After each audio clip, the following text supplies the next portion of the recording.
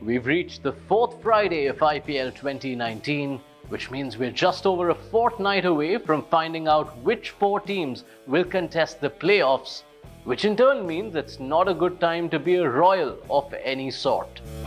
Royal Challengers Bangalore have made the eastward trip to take on Kolkata Knight Riders, knowing that one more defeat and their campaign will officially be south of south.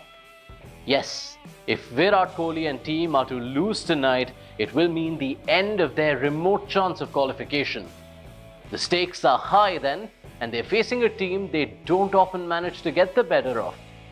15 wins to 9 is a commanding enough lead for KKR in this tussle. It gets even better at 6 wins to 3 at the Eden Gardens, and they've in fact won each of the last 5 meetings against RCB. You remember the last of those, don't you? It was 2 Fridays ago, and Andre Russell turned an almost certain defeat into a pummeling victory. If one game could adequately sum up Bangalore's season, it was that one. Kohli and AB de Villiers were actually among the runs that evening in Bengaluru, which isn't as obvious as we think because both tend to reserve their more human side for outings against the Knight Riders. An average just above 30 for Kohli and under 30 for de Villiers, just 6 half-centuries between them in 40-plus innings. How often have you heard that before? The balancing factor in the equation at the moment is KKR's recent form. 3 consecutive defeats have seen Kolkata free fall a bit in the standings, and from being among the favourites to go through, they now know they need to get their act going.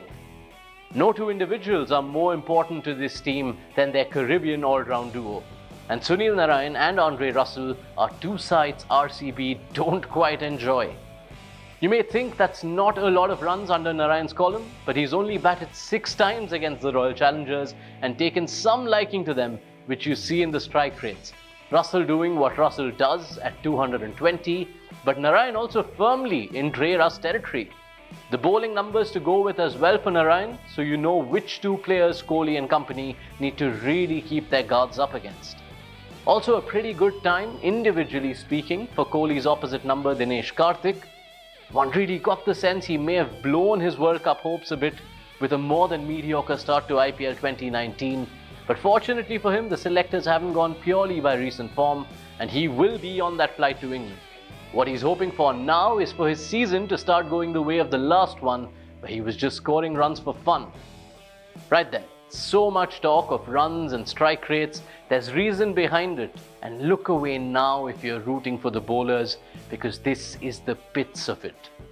No ground has seen lesser wickets falling per match than the Eden Gardens in the IPL this season, and no 2 teams have fared quite as poorly with the ball as these 2.